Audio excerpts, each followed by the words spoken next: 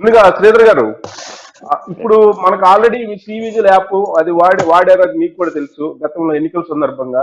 అలాగే నిఘా యాప్ కూడా వాడారు. ఇప్పుడు ఏపీ ఎన్నికల కమిషనర్ గా ఉన్నటువంటి నిమ్మగడ్డ రమేష్ కుమార్ మాత్రం ఈ రెండు యాప్లు నమ్మకం లేదన్నట్టుగా కొత్త యాప్ వాటి రెండు కన్నా భద్రమైనదిగా ఇంట్రడ్యూస్ చేసి ఆయన లాంచ్ చేశారు. నిజంగానే ఆ రెండు యాప్లకి దీనికి ఉన్నటువంటి తేడా ఏమైనా గమనించారా మీరు, ఎక్స్పర్ట్ గా, టెక్నికల్ ఎక్స్పర్ట్? ఇక్కడ బేసికల్ గా గతంలో ఎన్నికలు జరిగే విధానానికి భిన్నంగా ఇది చేయాలి. బేసికల్ గా వచ్చేటప్పటికి పరిస్థితి మారుతున్నట్లుగా అప్లికేషన్ తీసుకురావడం జరిగింది.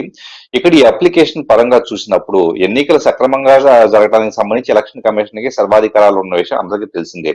అది రాజ్యాంగబద్ధ సంస్థ కాబట్టి అది కొత్త అప్లికేషన్స్ తీసుకొచ్చే అవకాశం ఉంటుంది. వన్ మోర్ థింగ్ ఏంటంటే, ఒక కొత్త అప్లికేషన్ తీసుకొచ్చినా కూడా దానిని కేంద్ర ఎన్నికల సంఘం అనేది ఏమాత్రం అభ్యంతరం చెప్పనంత కాలం ఖచ్చితంగా కూడా అది ఆమోదయోగ్యమైంది. ఇది ఆయన వ్యక్తిగతమైన అప్లికేషన్ అయితే కాదు.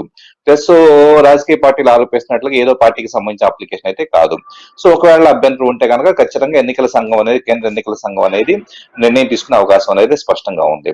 ఇకపోతే ఈ అప్లికేషన్ అనేది గతంలో ఉన్న అప్లికేషన్స్ ఉండగా ఇది ఎందుకని చెప్పేసి అనుకుంటే కనుక వాటి నుంచి బెటర్ మానిటరింగ్ మెకానిజం లేదు అని చెప్పేసి ఆయన భావించబట్టేసి ఇది తీసుకొచ్చారు అనుకుంటే ఖచ్చితంగా తీసుకురావడంలో కూడా దాంట్లో తప్పేమీ లేదు. ఒకవేళ దాంట్లో ఏమైనా లోపాలు ఉంటే కనుక వాటిని మనం ఎత్తి చూపించవచ్చు.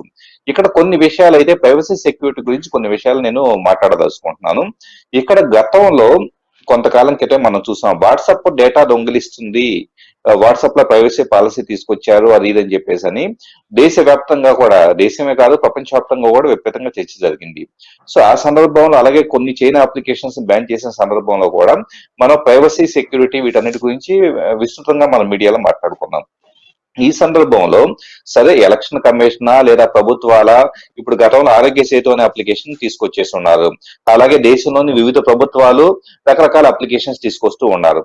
ఇదంతా పక్కన పెడితే రాజకీయాలు, వివాదాలు లేకపోతే కనుక ఇదంతా పార్టీలు ఇవన్నీ పక్కన పెడితే కనుక ఇప్పుడున్న కండిషన్ లో మనం ఆలోచించాల్సిన విషయం, ఏ పర్పస్ కోసం దేనికోసమైనా కానీ ఎవరైనా కానీ యాప్ తీసుకురావడం తప్పు పట్టాల్సిన అవసరం ఏమాత్రం లేదు 100% ఆ విషయంలో.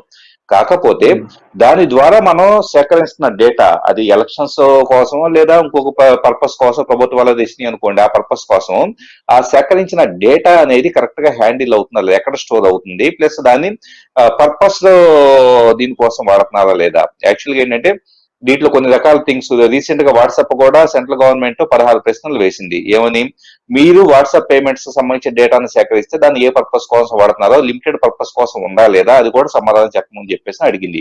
సో ఇలాగా ప్రైవసీ సెక్యూరిటీ మీద ప్రజల ఫోకస్ ఎక్కువయ్యే కొద్దీ, అవేర్నెస్ ఎక్కువయ్యే కొద్దీ మనం ఆలోచించాల్సిన థింగ్స్ ఇంకొక కాంటెక్స్ట్ లో కూడా, ఇంకొక యాంగిల్ లో కూడా మనకి కొన్ని ఉన్నాయి.